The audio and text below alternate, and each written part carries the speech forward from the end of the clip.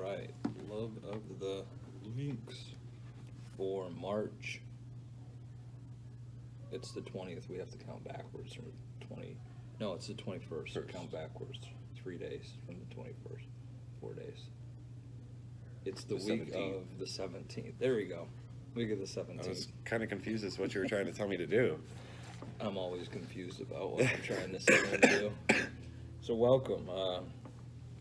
I watched most of the players. Did you watch most of it? I caught bits and pieces here and there, especially on the weekend since I was here at the course for the weekend. Unfortunately, I wasn't quite able to catch the end, but I definitely know that it was definitely a good tournament, and I was definitely glad to see that Rory took it home. I'm a Tiger Woods fan. I don't know if you knew this. You are? Yeah. Oh, so weird. Usually when Tiger's not in the hunt in any form or fashion, even if he's playing on the weekend but not in the hunt, I generally tune out. Right. Which I'm probably of a large percentage of people that watch anything with him in it. But I watched from start to finish the entire weekend, and I was just, that was awesome. At one point on Sunday, there was like 12 or 13 guys within a shot or two of the lead. So it could have gone anyway. And then when it starts to get down to Furyk and Rory, right? And I said this on the daily vlog thing that I do. Small bucket. You get a guy that's almost 49. Furyk will be 49 on Mother's Day, and then a guy that's 29. 20 years apart. Still battling for the same championship. Doesn't that say a lot about the game? It does. That's the great thing about our game is it doesn't matter your age. Mm-hmm. When it comes down to it, if you can play golf, you can play golf. Mm-hmm. And I tried to make a comparison when I talked about this on the small bucket. Is there another sport that you can have guys 20 years apart, 2 decades apart, contending to win a championship? I said NASCAR, and I didn't even know with that. Maybe NASCAR. Maybe I'm also kind of thinking tennis. I mean, yeah. I get it with tennis. There's definitely the endurance thing, but I mean, look at let's say Federer. He doesn't stop. How long did Agassi go? And he went pretty deep into his 30s, didn't he? Yeah. Or was he just balding early and he looked older? It might have been a little bit of both. I'm not the biggest tennis fan, so I'm not quite sure. But I just found that interesting. If you sat there and watched that and saw that, again, 2 decades apart. Right. It's incredible. And it was also funny that you had Furyk against all these Ryder Cuppers from Europe. Rory, fancy hair. Fleetwood. Fancy hair. And, John Rahm. That was pretty cool too, that the captain took it upon himself to go head to head with the European Ryder Cup team. But it was an awesome tournament. I'm glad that they moved it to March, but I wanted to bring this up and get your opinion. So the move to March, there was lots of reasons for doing that. Moving the PGA championship, lining up all these big events like the Players in March, you got the Masters in April, and you go, all these months in a row, 5 months in a row with big tournaments. Right. You're done by August. The FedEx Cup, everything wraps up. So they're not competing with football and college football and a lot of other things. So on the surface, everything looked good. But I read an article. The gentleman that's the tournament director for the Honda said that it basically screwed them because, well, Rory didn't play the Honda. Tiger didn't play the Honda.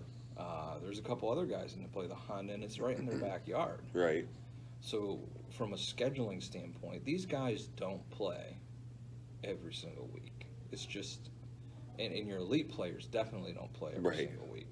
So when you've got Honda, Bay Hill, Players, Valspar, you're going to have to make some choices. Right. So guys are going to play Arnie's event.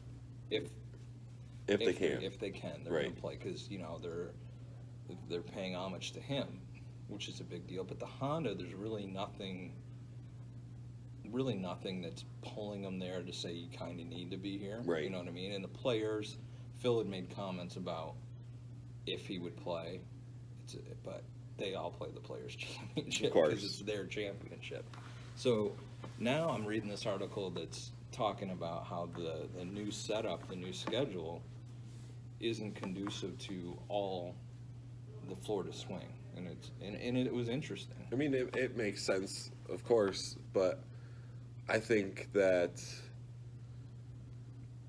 the Honda, it's not going to be the same because there's going to be those players that are going to miss it, but it's still going to be a great tournament. Sure. Yeah. And I think that the players, like in general, the tour players, they like this schedule change because it does it ends the season a little earlier, and it's not quite as jam-packed at the end like we've talked about before. For the Ryder Cup, our American players were tired. They were just done for the Ryder Cup because of how much the golf they had to pack in. And I think a big part of it was the players' opinion on kind of what the schedule should look like. Yeah, and it's funny how media shapes stories for the public. Right. And then you get something like this that comes out that makes you go, interesting. Right. You know? And really, it's hard. Look, it's hard for me to junior golf tournaments in Central Florida. You know the crap that I've dealt with about last month or so. Because there's just so many things for kids to do now. Right. And you're trying to present the best possible product to them. And a lot of the times, I mean, that matters. They want to play at really nice courses. But in the end, it really comes down to schedules. It does. Their personal schedules. Schedules, and a lot of times, if that schedule is busy, they're going to choose something closer to them over a really nice course. And that's something that we've been noticing recently. Yeah.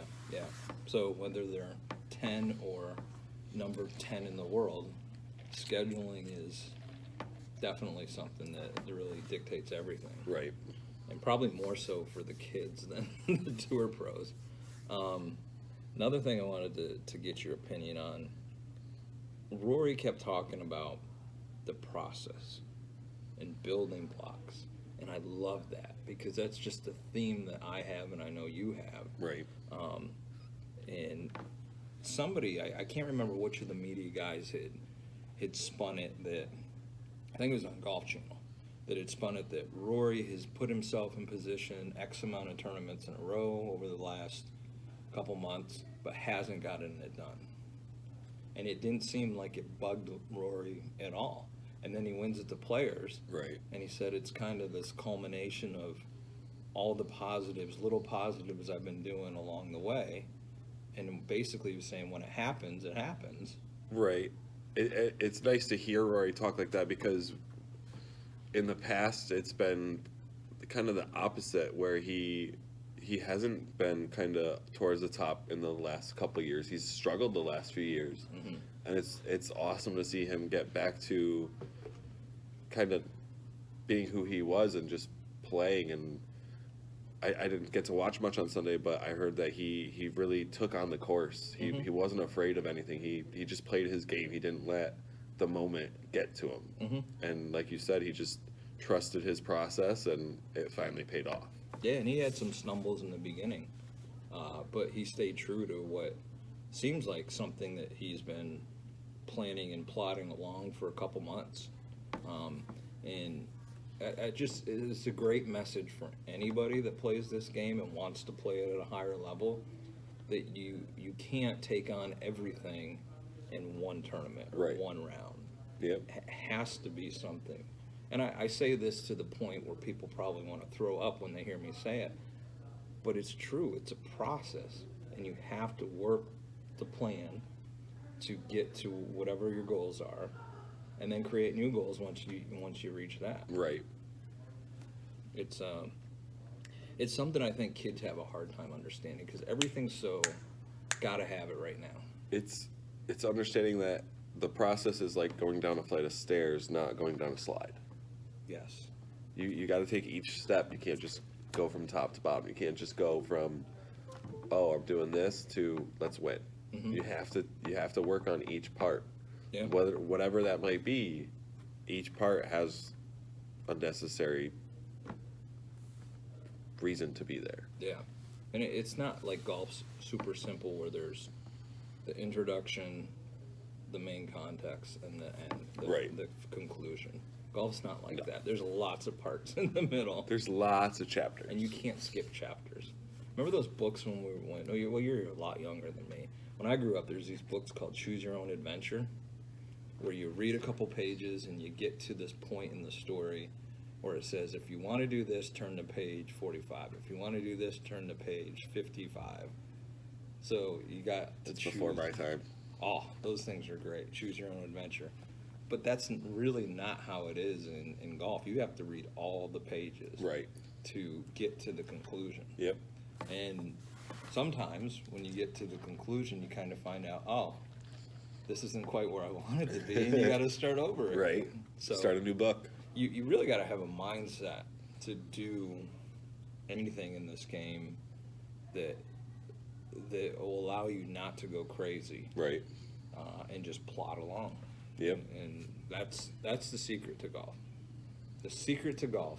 You just heard it. The secret to golf. It's kind of something that even myself needed here because I've been struggling lately when I've been practicing, and like I went to Topgolf the other night and was it ugly. Oh my goodness. Yeah, but it's Topgolf though.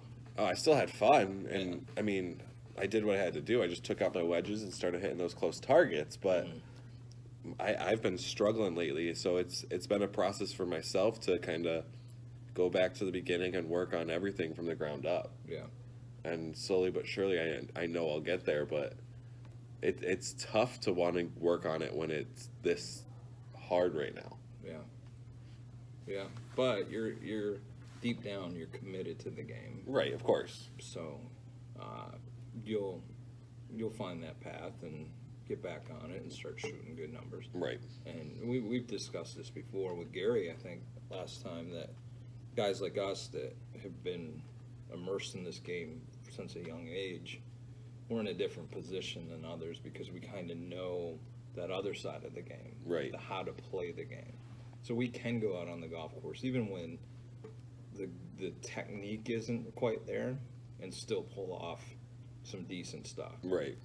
But I know what you mean, like trying to build up a solid, repeatable swing. Yeah, definitely. And it's not like you figure it out and it's done and over and you got it. No, no, because I've figured it out quite a few times. Yeah, yeah. And then I forget how to golf again. Yeah. And it happens. No riding bikes here. It's not riding a bike. It makes figuring it out each and every time that much more better. Mm-hmm. Because it's the aha moment of hitting that shot that you remember you can hit, and it's like, oh, it's finally. Mm-hmm. But how's the new equipment treating you? Getting there? It's getting there. That's part of the struggle. The pitching wedge I've been struggling with, and I'm not gonna lie, I have put my old driver back in the bag to go with the new driver. Killing me. Because the new driver just is not cutting it right now. But I didn't take it out of the bag yet. I kept it in the bag. I just added the old stick in just to kind of have them both and kind of see what's different. You thinking it's the shaft, possibly? I think it probably is the shaft. Yeah. I need to, even with the irons, I need to do some like loft and lie tape and stuff like that, and kind of just see what's going on, because that could be a big part of it, is just not having the equipment tuned the right way. Yeah, and that's something for any of the listeners that they should take note of is anytime you get new equipment, and if you had anything modified from stock stuff, so you want one or 2 degrees upright or lengthened it or whatever the case may be, you really need to check that stuff to make sure that it's what you ordered. And I'm not bashing manufacturers. Right. It's just something you need to check, like anything. I feel like each manufacturer has a little bit different standard, yeah, right? Exactly. So go go to a Golf Galaxy or a PGA Tour Superstore, and they'll let you go in there and check stuff and check the loft and lies, and don't drive yourself crazy. Right. When you just get a new set and think it's you. That's part of the problem right now. Most of the time, it probably is you. Oh yeah. Oh yeah.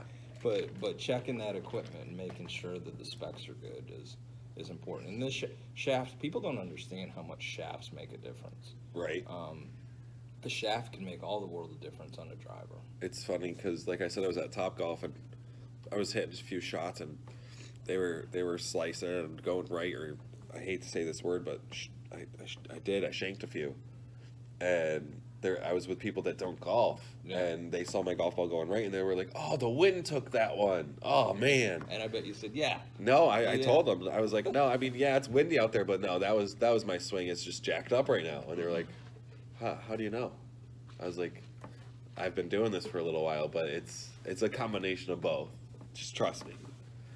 You know, and it's funny when you go to a Topgolf or even a round of golf and you bring somebody that's not a golfer. Right. For everything that you think is god awful, they're amazed. Oh yeah, that was quite the case. And they were in awe of my 100-yard wedge shot that was going nice and high and nice and smooth. So I just kept pulling the wedge out, just kept it looking good. What do you normally hit your wedge, Jordan? Which wedge? Your pitching wedge. Pitching wedge, 145, 150. Yeah, you're an asshole.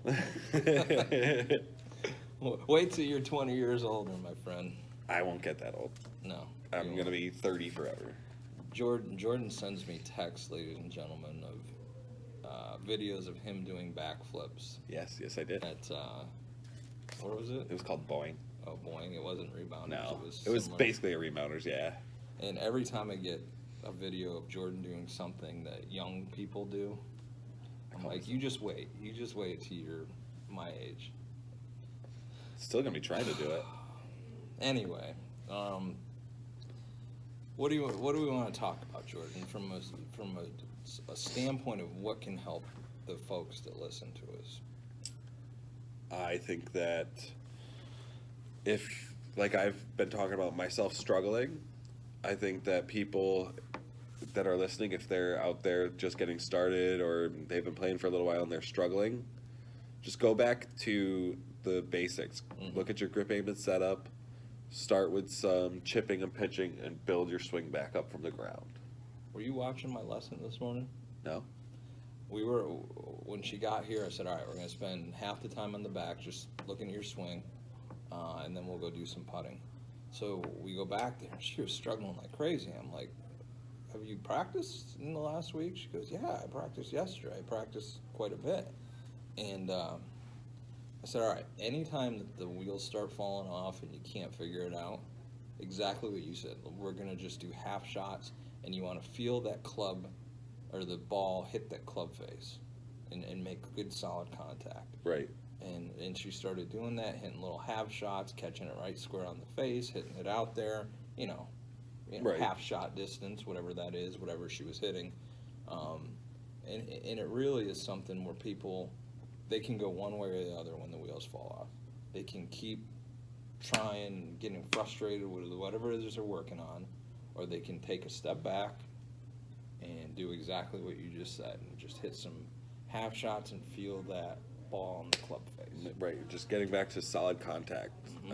I think a big thing, even with me, is, especially with the new equipment, I worry about my distances. Mm-hmm. So with my old clubs, I was hitting my pitching wedge 150, 145, 150. So I think, okay, I should be able to pick up this new club and hit my pitching wedge 145, 150. And when it doesn't come off the club feeling like it's going that far and it's not looking the same, then people can get kind of down. And that's what's happened to me is I worry about my distances and I forget to just play the game. Mm-hmm. Yep. Distance is when people concern themselves with how far they're hitting the ball, I think they really do themselves a disservice. I mean, at some point, you need to look at that. Right. And there's factors that go into that, which you know. It's club head speed, squareness, I mean, where on the face you're hitting the ball, and there's a lot of things that go into that. But don't let distance, how far you hit it or don't hit it, be an indication of how good your game is. Yeah, exactly. Because, dude, I've had my ass kicked by people that hit it shorter than me, and I'm not very long. And then I get discouraged when I go out and play with guys like you, and I can't keep up with you. But at the end of the day, if I stay true to who I am and what my game is, I can definitely put up a number. Right. So I think that's good advice for people, is to just stay true to your own game and don't try to play up to anybody else's game. And if things are starting to fall off, just get back on a good path. Get back on a new path, but don't be afraid to try something new. An example I would use is, it's been a while, but being that I went to the golf academy, I wanted to help my dad with his swing. So my dad, his swing is the ugliest swing you've ever seen in your life. All right, it's close to Charles Barkley. So he aims way left and he plays a big old slice when all it is his setup and his swing path. So I tried to help him one day, and I got him almost immediately kind of swinging out to the right and hitting a draw. And he goes, "Oh, I don't like that," because that's not what he was used to. And he immediately went back to his old swing. Yeah. Because that's what he knew and that's what was consistent and he could control it. But he hit his pitching wedge just as far as his forehand. So it's been a battle, and I still haven't won this battle, of getting my dad to change his swing and know that it's okay to try new things with your golf swing. What numbers does he shoot? What's a good round for him? Well, normally he plays 9 holes, and I would say he's gotten to be consistent enough that he shoots kind of lower 40s, low to mid 40s, but he has, pretty recently in their last season, he might have shot like a 39. So that was pretty cool to hear. So why do you want to change him, Jordan? Because he could shoot even better than that. Because he's a pretty good putter. Like in a scramble, I would put him on my team for putting. He could shoot better than that if he was dedicated to putting the time in. Right. So what you're saying, you can kind of go back to the point of just playing what you got. He's not going to put time in to change. Right. He doesn't have the time to put in. And if you can shoot low 40s or even break 40, why change it? Yep. He loves playing, right? He does love playing. Yep. So you and I are the crazy ones. You and I are the ones that are like, get pissed off and throw our clubs in the pond. I've never thrown a club in a pond. Not yet.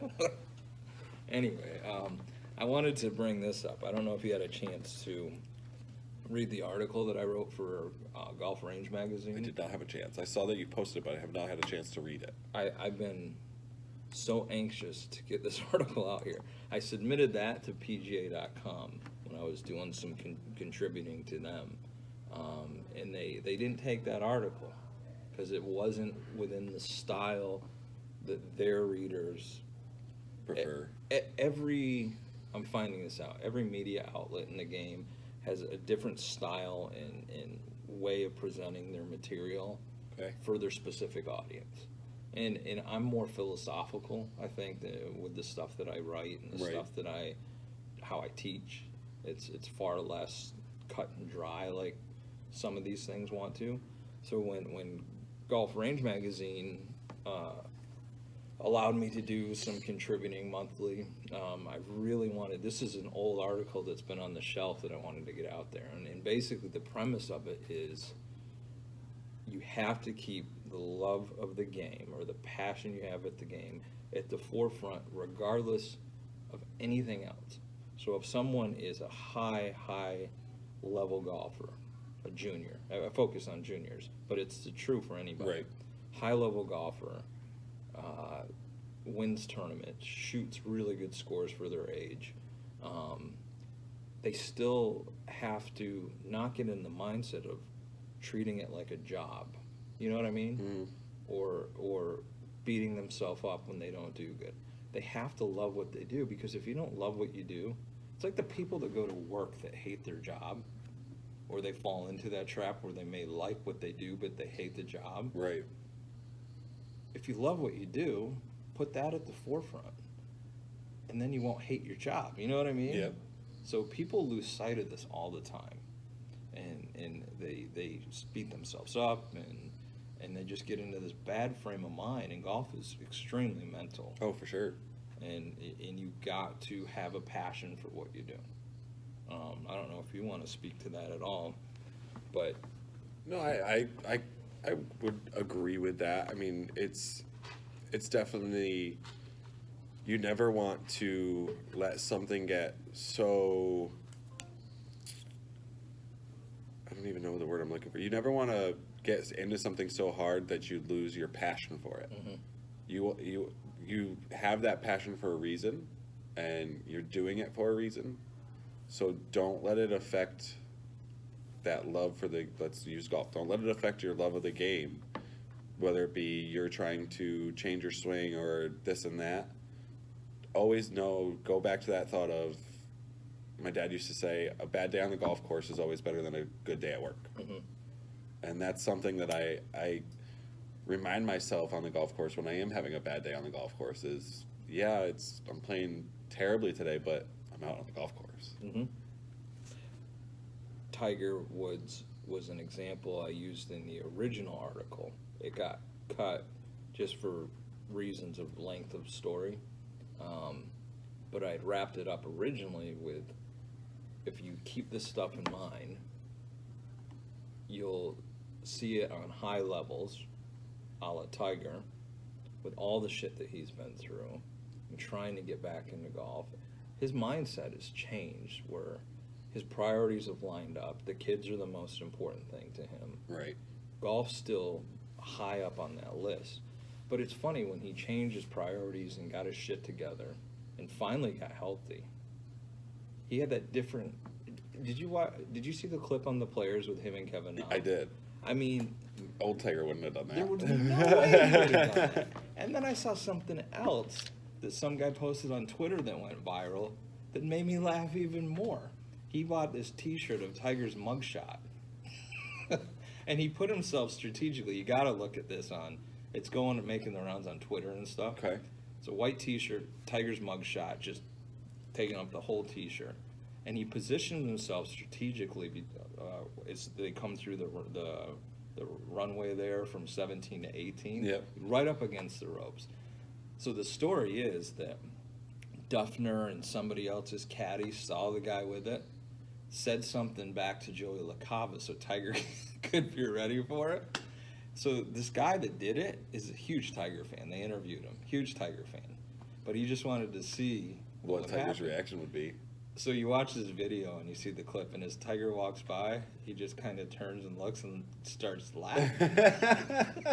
And, that's just another example of his mindset. So when Kevin Na did that, which there's also on Scratch Golf, Scratch TV, whatever it is, there's like this, that's not the first time Kevin Na's done that. They've got like this montage of him doing it multiple times. So when he laughed, when Tiger's laughing at that and the crowd is reacting, when Tiger got up over his ball, I said, he's going to do it. And my dad was with me. And when Tiger did it, I was like, that's why he's back. Right. Like, he's just in this different frame of mind. Yep. And, he's enjoying it again. You can look at this two ways. The Tiger of 2000 is not going to happen again. Right.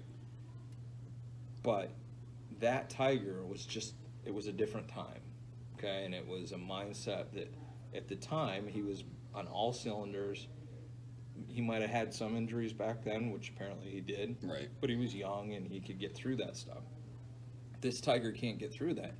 He's finally admitted to himself he can't do things the way he used to. Right. So I think by him having fun and enjoying himself and interacting with the crowd and doing stuff like this, I truly and honestly believe this is why he's starting to play better. Right. Or this is part of the reason why he started playing better. No, I would completely agree, because he's loose. He's enjoying it. He's just out there. Yeah, he's out there to win, but he's also out there just enjoying being able to be out there and competing again, because he was away for so long, or coming back and leaving. Yeah. Now he's just enjoying every moment that he can have out there. Yeah. And when I saw that clip of him doing the Kevin Na, I laughed so hard. It was, and just to see how hard he laughed with Kevin made me smile, because that's like, you don't see that on the tour. No. And it was really cool to see. I think it's eye-opening for a lot of reasons, but one of the reasons is that was one of the things that Tiger's most known for in his prime, was just feeling like ice water in the veins and stomping on his opponent's neck and being a dick, basically, in order to be the best on the planet. Right. But when he's the one showing this type of, outgoing, positive type vibe on the golf course in competition, it may speak volumes to some of the other guys out there. Right. To do the same. Yep. And I think the success that the tour has going forward, the product is the players. Oh, for sure. The characters, the Ricky Fowlers and the Spieths. But when you get a guy like Jon Rahm, and I'm not bashing Jon Rahm because I think he's a fantastic player, but when you're throwing temper tantrums, and even Sergio, by the way, is my pick for this week at Valspar, I think he had his little tantrum. I think he learned from it. Right. And did you see what he did at TPC earlier in the week in the practice round? He helped set up a guy I think I did see that. Proposing to his girlfriend on the 17th green. Sergio was involved in that. And Sergio has that fun-loving attitude, which you don't see all that much. But I think people learn from stuff. Kuchar learned from his mistakes with the whole caddy deal. Right. But Kuchar's always had that fun-loving attitude. Yeah, yep. He's always got that big smile on. But the tour needs to embrace their players, which they do for sure. But loosen up a little. Right. Like for example, the TPC Scottsdale, the 17th hole, awesome. The par 3. Yep. Tournaments need to do that type of stuff. Right. Make it appropriate, of course. Right. But it's fun, and then you kind of get that at Sawgrass too. Yep. That same feel. Yep. Have you gone up there for the tournament before? I'm not. So I went up a couple years ago with my wife and my dad, and we hung out on 16, 17. It's like a big area. You just sit on the grass. Yep. You can watch them come up 16 and 17. What a stretch of holes, man. 16, 17, and 18. It's got to be one of the best finishing stretches, because 16 you can throw in an eagle like that, right, and then 17 you can make a 7 or 1, right, yeah. Drop 2 golf balls in the water, or make a birdie. Oh Jesus, that made me think of one more thing. Rules thing, and we'll wrap this up here in a second. So when Tiger, obviously you saw Tiger hit the 2 balls in the water. So the first ball he hits in the water, it landed on dry land and then trickled off the back. So I'm like, oh, he can drop up there. And nobody said anything.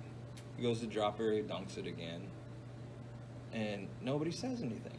But later in the weekend, they brought that up in the telecast that he could have dropped up by where it went in. Right. And at worst made a bogey, walked out of there with a bogey. Right. Maybe made a par. Yep. And the announcers were talking about how they've never seen anybody that has hit one where it hit land, touched land, right, and trickled off the back, and have dropped back up there. And that's interesting that they just get in that mindset, drop area. Right. I hit in the water, drop area. Right. And I think that was a big mistake on Tiger's part for not realizing what his options were. Right. And who knows, maybe he did know his options, and maybe he was comfortable with the drop area distance. True. Yeah, I mean, there's guys that will take it back as far as they can to a certain number, and maybe he was just comfortable at that drop zone distance and decided to do it that way. Yeah. Who knows? Yep. Well, I think that's about all we got. Where are we at? 35 minutes. So, a couple shameless plugs. Jordan, you can start. You can find me on Facebook at Coach Jordan. 67 or on Instagram at LaShunesJ. Love of the Links. You can find us on YouTube. I'm pushing the YouTube channel because we're starting to record the weekly podcast, but I do a thing called the Small Bucket every day. I'm on day 13 today, so I'm stuck with it. Killing it. And it's 2 to 3 minutes, short, sweet, talk about whatever.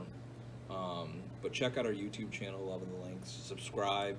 I've got more ideas, but I really need some people subscribing in order to do some of the things that I want to do there. I'm going to pull a Gary here on you. That's Love of the Links. LOVETHELINKS. I mean, just to throw a dangler out there, carrot on a stick, some of the things I'm thinking about are having some really cool prizes to give away to the 100 subscriber, or the, God forbid, we ever get to 1,000 subscribers or whatever. Right. Like, I'm talking like staff bags and stuff like that. So that's just dangling the carrot. Subscribe to Love of the Links.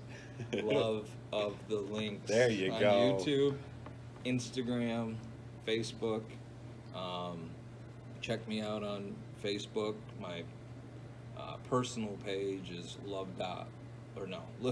Linksters. That's my regular Facebook page, not personal profile. Whatever. You get it. You got it. A couple other things I put on the website. I don't know if you've seen it. Officially launching some new programs. I'm going to do some advanced programs. It's a series of 10 sessions weekly for advanced players, 10 to 15 years old, on Sunday evenings. I'll be out here with some of our new coaches doing that, and it doesn't start till May. Cool. There's one specific for girls, and then there's one for, it could be co-ed, but I have it structured for the boys. Meet at the same time, so we'll split into 2 groups. Also, finally launched the remote coaching. I do have to put an option on there for the remote coaching to pick which coach you want to do. Okay. But basically, it's Skype, texting, emails, sharing videos, using Coach Now, some of these other options, V1, some of this other stuff. But it's a good way for us to connect with kids anywhere. Right. You need an internet connection, that's it. Cool. You don't speak English, so what? We can figure it out. Right. Because there's translation things that we can do. So that is out there and going, so excited about that. You can check that stuff out on littlelinksters.com. All right? Thanks, guys. We'll catch you on the next episode. Thanks.